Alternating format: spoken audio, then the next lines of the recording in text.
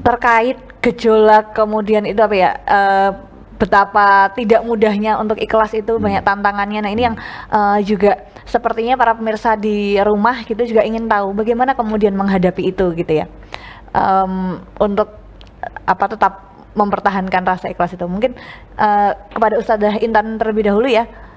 Silakan Ustadzah Intan. Iya. Jadi hidup itu adalah penuh dinamika begitu ya. Penuh dinamika, penuh tantangan dan penuh godaan, karena hidup kita itu adalah ujian. Nah, sebenarnya Allah itu memberi alternatif, banyak jalan, banyak pilihan agar manusia itu bisa memilih. Nah, makanya kemudian manusia itu karena sudah apa ya disebutkan Allah, hubbus sahawati minan nisa'i gitu ya. Jadi manusia itu ada kecenderungan untuk terlalu tadi ya, sebagaimana kita sebutkan, kita bahas tadi ya, terlalu cinta kepada wanita, terlalu cinta kepada pasangan hidup, kepada dunia, kepada kebanggaan, kepada kehormatan, status sosial, anak-anak begitu ya. Makanya kemudian kalau di dalam surat As-Sams itu kan fa'alhamaha fujuruha wa taqwaha, bahwa di dalam diri kita sebenarnya sudah diilhami oleh Allah, sudah diberitahu oleh Allah ada jalan yang namanya jalan fujur dan jalan takwa gitu ya. Silahkan kalian memilih gitu ya. Nah karena manusia itu tadi gampang tergoda, kemudian Rasulullah itu ini ya mengajarkan kepada kita, hati kita itu sering berbolak-balik ya, untuk memperbanyak doa ini ya, ya muqallibal qulub sabit kolbi ala dini gitu ya.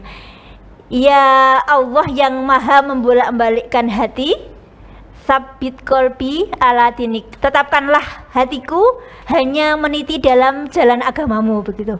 Jadi kita selalu berdoa, berharap kepada Allah untuk diberi selalu keikhlasan gitu ya, keikhlasan kita dalam baik itu berpikir, dalam bersikap maupun bertindak, agar kita tidak terlalu silau dalam terhadap godaan-godaan yang ada di luar kita. Itu yang pertama.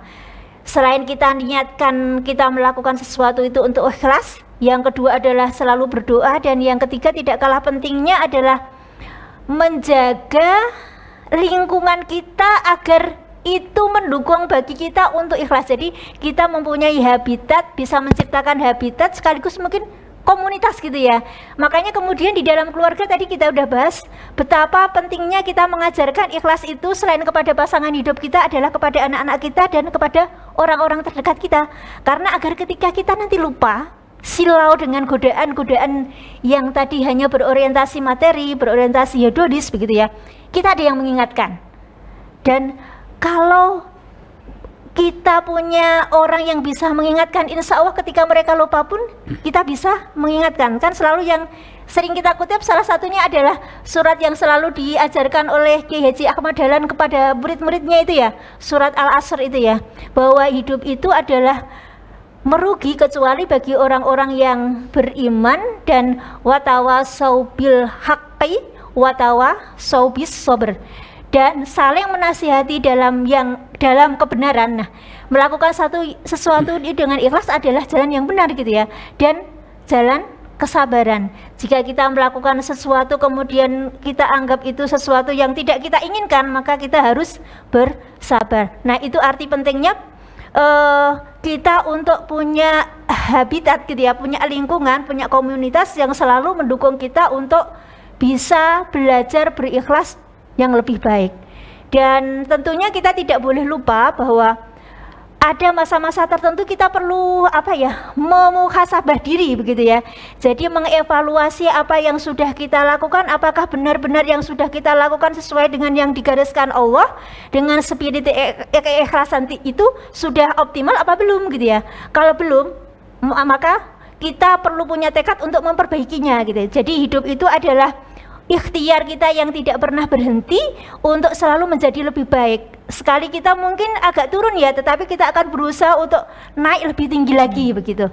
Dan ketika kita sudah bisa muhasabah, ini adalah menjadi life skill kita, menjadi gaya hidup lah, gaya hidup kita gitu ya. Insya Allah hati kita ini akan menjadi apa ya? Menjadi pemandu yang sangat bisa kita andalkan, karena kita kan diciptakan Allah itu secara fitrah gitu ya.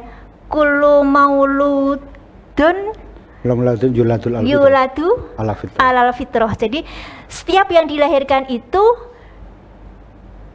kullu mauludun ya. Setiap anak yang dilahirkan itu dilahirkan secara fitrah. Nah, fitrah ini senada dengan tadi konsep ikhlas. Fitrah itu suci gitu ya.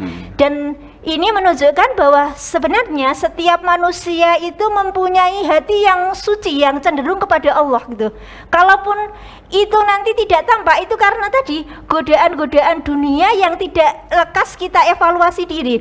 Kalau di dalam istilahnya siapa, Imam Ghazali itu kan mengibaratkan hati kita ibarat cermin begitu ya.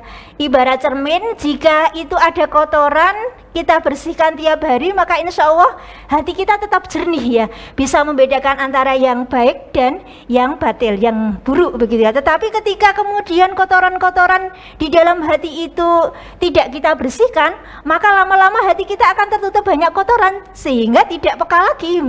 Makanya kita tadi perlu setiap kali, setiap saat kita mengevaluasi diri, sekaligus punya komunitas untuk bisa mengingatkan. Karena kenapa hati ini perlu kita pelihara dengan ikhlas tadi, karena mungkin suatu ketika kita dalam persimpangan jalan untuk menentukan pilihan gitu ya, maka Rasulullah berpesan istafti qalbak gitu ya, mintalah fatwa kepada hatimu gitu ya, karena hati itu fitrah, hati itu adalah cenderung kepada Allah, maka dia bisa menuntun kita untuk menentukan pilihan yang tepat bagi diri kita.